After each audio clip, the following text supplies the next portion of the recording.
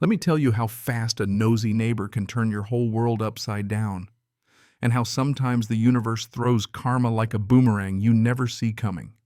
Picture this. I'm standing in my own doorway trying not to laugh while Margaret Henderson, designer heels, pink cardigan, and nerves shot to hell, is screeching into her phone to 911, claiming I assaulted her, waving her arms around like she's auditioning for a soap opera meltdown. The dispatcher's voice is cracking through her speaker, trying to make sense of Margaret's wild claims about criminal activity at my house. What she forgets to mention is that she just broke into my safe and stole files the FBI would literally send a chopper to get back. Oh yeah, it was that bad. Let me back up a sec. My name's James Mitchell, and 3 months ago I thought I was making the smartest move of my life.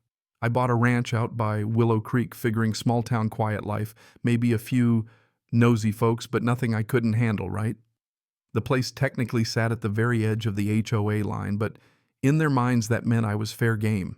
From day one, I felt the stares, the whispering about the weird new rancher who didn't show up at block parties, who drove a muddy pickup and kept to himself. Most of the neighbors just kept their distance, except for Margaret Henderson, aka Karen with a capital K. Now, Margaret, let me paint you a picture: 5'4" of pure HOA fury, always in those khakis, hair sprayed so stiff I bet a tornado couldn't move a single strand, and she never went anywhere without her trusty clipboard. She had every bylaw memorized and would recite them like Bible verses. Honestly, it was impressive in a terrifying kind of way. She loved nothing more than sniffing out violations that no one else could see, and she had that smile, the one all teeth and zero warmth. She showed up at my door within 3 days, greeting me like I was a long-lost relative, only to hand me my first violation for having my moving truck on my own property, a whole 6 minutes past her imaginary deadline. I told her the truck was already gone, but she just scribbled something on her clipboard and chirped, "I'll be keeping an eye out," like that was supposed to comfort me. And boy, did she keep an eye out. Next thing I know, her silver SUV is idling outside my gate morning and night. Sometimes she'd straight up stop and snap pictures of my place. Sometimes I'd catch her peering through my workshop windows like she was casing the joint.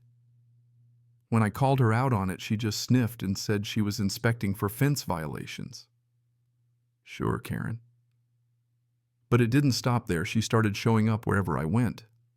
I'd be at the hardware store and see her lurking behind the paint aisle, or she'd pop up at the feed store pretending to examine chicken wire, all while grilling the cashier about my purchases.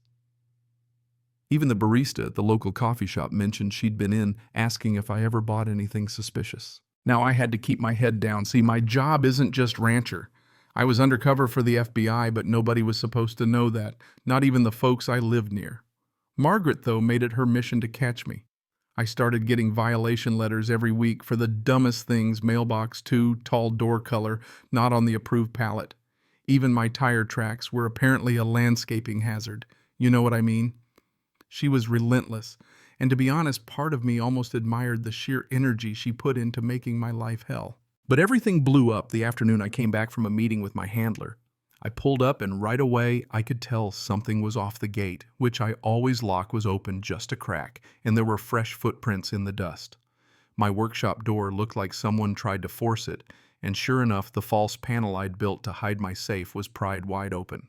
The safe itself, which should have taken a professional hours to crack, was sitting there with the lock bypassed and the contents gone.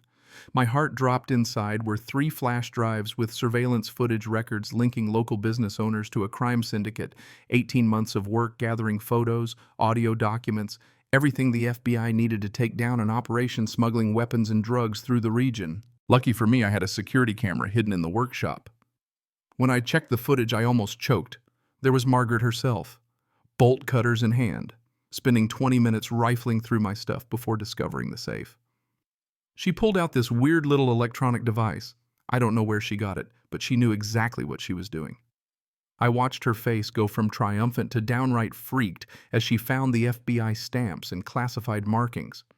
Instead of calling the cops or, not stealing evidence from a federal case, she stuffed it all into her designer bag and ran.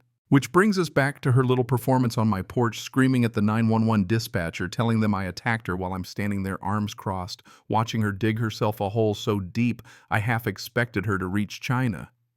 I didn't say a word, just pulled out my phone and pressed play on the security footage. Margaret's face drained whiter than her cardigan as she saw herself on video breaking and stealing files, the whole bit.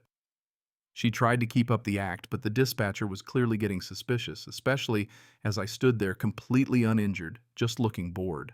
Not 5 minutes later, we heard sirens, but not the kind Margaret was expecting. Instead of local cops, 3 black SUVs with federal plates came barreling down the drive. Out poured FBI agents, guns holstered, but very visible. In the lead, a woman named Patricia Chan Sharp. Eyes, gray hair, pulled back tighter than a drum, strode right up to Margaret. She introduced herself as Special Agent Chan, then told Margaret she was now part of a federal investigation, and what she'd stolen was evidence in a multi-state racketeering case. Margaret started babbling, tripping over her words, trying to spin the story about protecting the neighborhood, being vigilant, all that. She said I was suspicious that as HOA president, she had a duty. Chan's face didn't even twitch. She calmly laid out the charges: breaking and entering, theft of federal property, obstruction of justice, tampering with evidence. Each one serious, each one carrying real prison time. And then the rest of the HOA board started showing up, drawn by the commotion. The look on their faces when they saw Margaret surrounded by feds was priceless. Agents searched her car, found the stolen drives and documents, even the safe cracking device, the whole setup.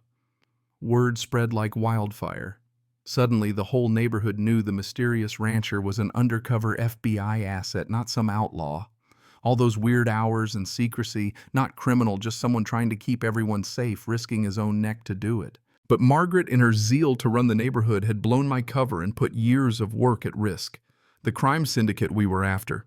They weren't exactly known for letting things slide, and now that word of the FBI being in town was out, suspects started vanishing, evidence started getting destroyed, and the whole operation was thrown into chaos. My handler showed up, looking like he hadn't slept in a week. We had to move early, bust down doors before people could run, all because Margaret couldn't mind her own business. Meanwhile, Margaret was sitting in a federal holding cell, mascara-smeared hair a mess, realizing her reign of terror was over. Prosecutors went down the list: breaking and entering, felony theft, obstruction, tampering with evidence.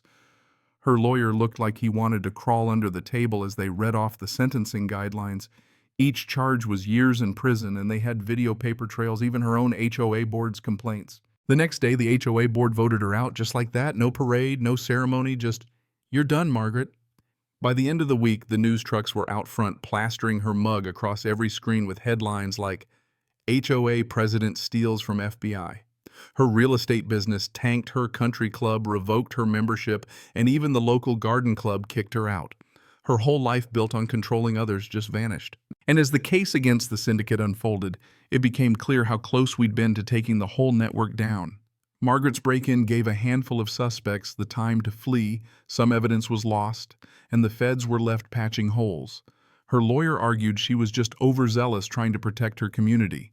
The prosecutors, though, weren't having it. They pointed to the resources wasted, the criminals who slipped away, and the lives put at risk.